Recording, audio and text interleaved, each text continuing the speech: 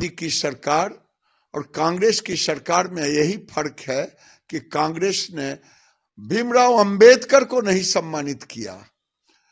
कांग्रेस की सरकार ने पटेल साहब लौह पुरुष को नहीं सम्मानित किया।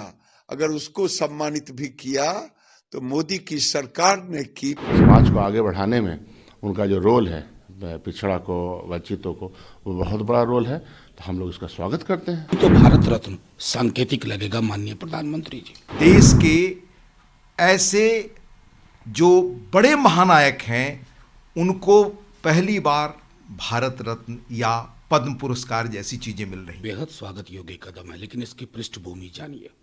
लालू जी के वैचारिक गुरु थे, नीतीश जी उनके सानिध्य में थे, और मुझे तो स्मरण है प्रधानमंत्री जी के समक्ष 2-2.5 साल पूर्व हमारे तेजस्वी जी ने पुरजोर तरीके से इस मांग को की थी। तो ये जो एक धर्मांधता का तमाशा कर रहे थे, उसमें उनको लगा कि सामाजिक न्याय की धारा उस पर भारी है। तो ये फैसला मैं समझता हूं जैसे भी लिया गया, उन्हें पता है कि वो प्रोजेक्ट जो उन्होंने सोचा कि उससे काम चल जाएगा 22 जनवरी वाला, वो बहुजन धारा के समक्ष झुक गई।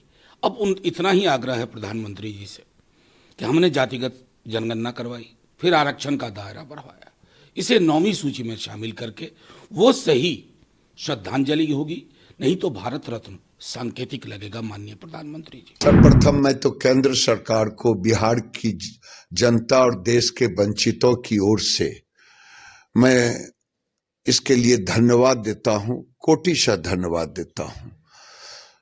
कर्पूरी ठाकुर, मेरा सौभाग्य रहा कि कर्पूरी ठाकुर एक समाजवादी नेता थे। मेरे गांव के एक बड़े समाजवादी नेता थे कपिल देव बाबू, जो दोनों साथ काम करते थे।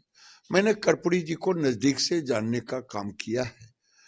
कर्पूरी जी एक सामाजिक समरसता के प्रतीक थे। नरेंद्र मोदी ने कर्पूरी जी को सम्मानित किया है।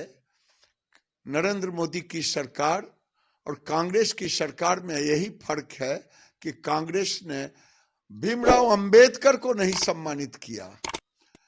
कांग्रेस की सरकार ने पटेल साहब लौह पुरुष को नहीं सम्मानित किया। अगर उसको सम्मानित भी किया तो मोदी की सरकार ने की। पटेल को सम्मानित किया, अंबेडकर को सम्मानित किया, कर्पूरी जी को सम्मानित किया। कर्पूरी ठाकुर जी का जो पूरा इतिहास है, जो पूरा कारनामा है और जो पूरा काम है भारतीय समाज के लिए और बिहार के समाज के लिए, वो बहुत बड़ा है।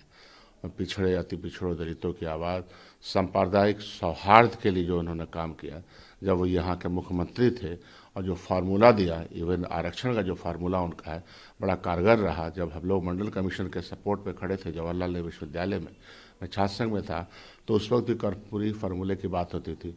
समाज को आगे बढ़ाने में उनका जो रोल है, पिछड़ा को, वंचितों को, वो बहुत बड़ा रोल है। तो हम लोग इसका स्वागत करते हैं। गरीबों के, शोषितों के गौरव, अपनी सादगी, शुचिता और ईमानदारी के लिए प्रतिमान बन चुके जननायक कर्पूरी ठाकुर को यह सम्मान आदरणीय प्रधानमंत्री नरेंद्र मोदी जी ने देकर उस श्रृंखला में एक और इतिहास में कीर्तिमान स्थापित किया है कि 2014 के बाद देश के ऐसे जो बड़े महानायक हैं उनको पहली बार भारत रत्न या पद्म पुरस्कार जैसी चीजें मिल रही हैं। कर्पूरी ठाकुर उसी श्रेणी में, उन्हीं महानायकों में से इस देश के, सिर्फ बिहार के नहीं, पिछड़ों, शोषितों के बड़े जननायक थे। उनका व्यक्तित्व इतना बड़ा था कि 2-2 बार मुख्यमंत्री रहने, एक बार उप मुख्यमंत्री रहने और एक बार छोड़कर कभी वो चुनाव नहीं हारे आजाद भारत में।